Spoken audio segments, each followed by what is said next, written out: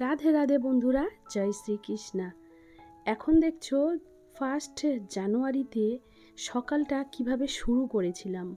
এদিন চারিদিকে বেশ ঝলমলে রোদ উঠেছিল, আর তার আগে কুয়াশা ভেজা রাতের পরে যখন এই ঝলমলে রোদগুলো আসে, তো ফুলের ওপরে জমে থাকা কুয়াশাগুলো ভীষণ মিষ্টি দেখতে লাগে।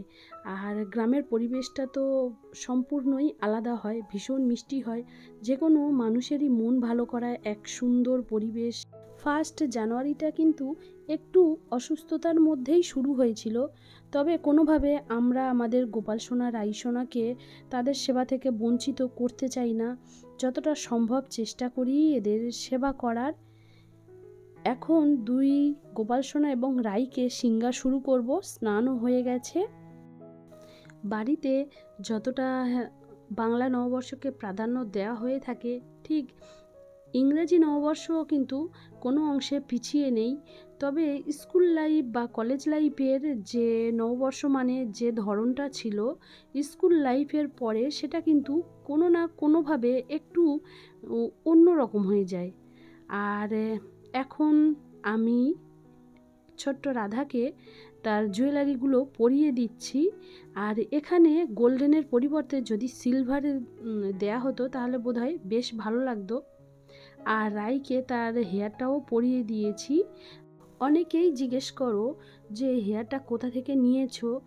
এই হেয়ার কিন্তু আমার রায়ের সঙ্গে ভীষণ সুন্দরভাবে মানিয়ে যায়, খুব সুন্দর লাগে রাই যখন এই হেয়ারটা পরে। আসলে হেয়ারটা আমি যখন রাই সোনা বৃন্দাবন থেকে আসছে সেই সময় আমি কিন্তু রায়ের সঙ্গে আরও 2 রকমের হেয়ার অর্ডার করি। তো এমন সময় যে 2টো হেয়ার পাঠিয়েছিল ওরা 2 সেট, সেই 2 সেট হেয়ার কোনোভাবেই একটা তো একদমই পছন্দ হয়নি, আর একটা গোপালের জন্য মানানসই ছিল কিন্তু রায়ের জন্য একদমই আমার ভালো লাগেনি। তখন ঠিক করলাম যে আমি রায়ের জন্য হেয়ারটা নিজেই বানিয়ে নেব। তা সেই সময় এই হেয়ারটা বানিয়ে নিয়েছিলাম। আর খুব ছোট্টভাবে কীভাবে বানিয়েছিলাম সেটা রাধারানীর প্রাণ প্রতিষ্ঠা ভিডিওতেই দেখানো রয়েছে, তবে যদি কেউ দেখতে চাও দেখে নিতে পারো। আর এই হেয়ারটা পরার পরে আমার রাধারানীকে মনে হয় যেন সত্যিই কোনো জল জ্যান্ত বাচ্চার সামনে বসে রয়েছে। আর কানে ছোট্ট ছোট্ট এই ঝুমকোগুলো পরিয়ে দিয়েছি, তবে এবারে একটু আলাদা রকমভাবে, কারণ মাথার পিছন মানে কানের থেকে একটা কানের টানা ব্যবহার করা হয়েছে, যেটা আমি দেখাচ্ছি। দেখো এইভাবে কানের টানাটা ব্যবহার করা হয়েছে, আর সেটা রাই সোনাকে ভীষণ ভীষণ সুন্দর লাগছে।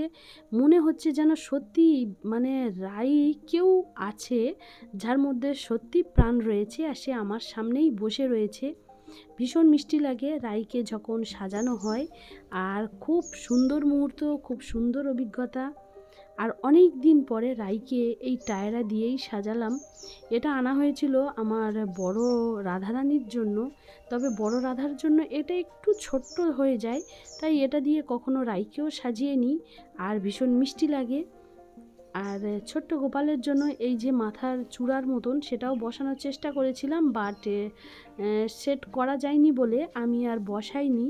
আমার রায়ের সিঙ্গারটা কিন্তু এখানে কমপ্লিট হয়ে গেছে। এবারে বড় গোপালের সিঙ্গার শুরু করেছি। আর বড় গোপালের একদমই নর্মালভাবে এদিনের সিঙ্গারগুলো রেখেছিলাম, জাস্ট পোশাক আর গলায় একটা করে হার আর কানে এইভাবে দিয়ে আমি বড় গোপালের সিঙ্গারটা করেছিলাম। আর এই যে হেয়ারটা পরিয়েছি এটা কিন্তু বৃন্দাবন থেকে আনা, আর জামার ম্যাচিংয়ে পাগড়ি ছিল, বাট আমি এদিনে আর পাগড়ি ব্যবহার করিনি। এইভাবে ময়ূর পাখা দিয়েই সাজটা কমপ্লিট করেছিলাম। ছোট্ট গোপালের জন্য একই পোশাক রয়েছে। আর দেখছো কিছু কিছু রং এখানে ফাঁকা হয়ে গেছে, কারণ প্রায় 1.5 বছর হয়ে গেছে ছোট্ট গোপালের এই রং করিয়েছিলাম, তো নিজে করে নিয়েছিলাম। ভাবছি এবারে যে জায়গাগুলো একটু ফাঁকা হয়েছে এগুলো আবার একটু রং করে নেব। এবারে এর মধ্যে একটা বালাই আমি গোপালকে পরাবো। এই একটা বালাই আমি গোপালকে পরাবো। আর এই গয়নাগুলো কোথা থেকে আনা হয়েছে তার ভিডিও আমার চ্যানেলে আপলোডেড রয়েছে, ডেসক্রিপশান বক্সে আমি লিঙ্ক দিয়েও দেব, যদি কেউ দেখতে চাও অবশ্যই দেখে নিতে পারো। আর দেখো এখানে ছোট্ট ছোট্ট এই গোপাল সোনার জন্য আনা হয়েছিল। যখন কোনো রায়ের জন্য যখন কোনো জুয়েলারি আমি কেনাকাটা করতে যাই, আমি কিন্তু আগে খোঁজ করি যে কানের জন্য কিছু ছোট ছোট পাওয়া যায় কি না, কারণ এগুলো পাওয়া ভীষণ মুশকিল হয়। তো আমি আগে সব থেকে খোঁজ করি যে কানের জন্য কি কিছু ছোট রয়েছে। আর এখানে 3 বাচ্চাকে সুন্দরভাবে সাজিয়ে গুছিয়ে বসিয়ে দেওয়া হয়েছে। আর এই দিনে কিন্তু আমি কোনো সোয়েটার পরাইনি, কারণ বেশ সকাল থেকে বেশ রোদ দেখা দিয়েছে, দেখেছো। আর ঠান্ডাটাও কম ছিল, হাওয়া ছিল না। ঠান্ডাটা একটু কম থাকার জন্য সোয়েটার পরানোর প্রয়োজন হয়নি।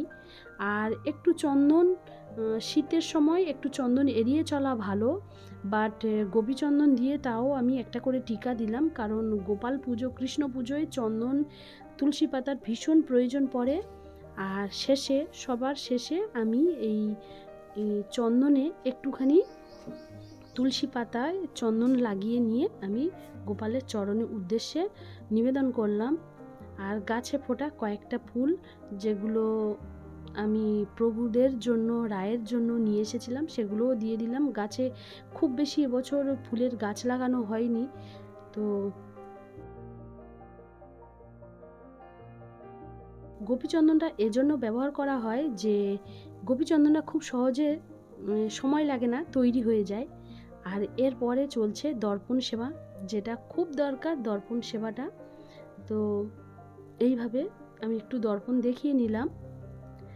আর এদিনে আমি কোনো রকমের এখানে সুগন্ধি ব্যবহার করিনি, তাই আমি আলাদা কোনো সুগন্ধি না ব্যবহার করার জন্য এদিনে বৃন্দাবন পারফিউম দিয়ে একটু ঠাকুর ঘরে আমি স্প্রে করে নিই। আর এটা কোনোভাবে যেন মূর্তি, যেগুলো মূর্তি রয়েছে মার্বেল মূর্তি, তাদের গায়ে না লাগে, কারণ এখানে কিন্তু এই স্প্রেগুলো লাগার কারণে ঠাকুরের গায়ে যে কিছু রং থাকে সেগুলো ঝরে যেতে পারে। এরপরে আমি কৃষ্ণ ঠাকুরের চরণে কিছু তুলসী পাতা ফুল নিবেদন করলাম, রাধারানীকেও ফুল দিলাম। আর বন্ধুরা, সিঙ্গারটা যেভাবে করেছিলাম আমার চ্যানেলে আপলোডেড রয়েছে, আর পোশাকগুলো কিভাবে বানাই তাও আপলোডেড রয়েছে। যদি কেউ দেখতে চাও অবশ্যই দেখে নিতে পারো, আর আমি ডেসক্রিপশান বক্সে লিংক দিয়ে দেব।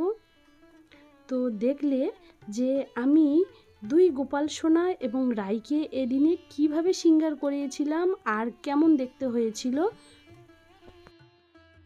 তাহলে বন্ধুরা, ব্লগটা যদি তোমাদের ভালো লাগে তাহলে একটা লাইক করে দিও, আর শেয়ার কমেন্ট করতে ভুলো না, আর চ্যানেলটা অবশ্যই সাবস্ক্রাইব করে রেখো। আবার আসবো আরও এক নতুন ভিডিও নিয়ে। রাধে রাধে।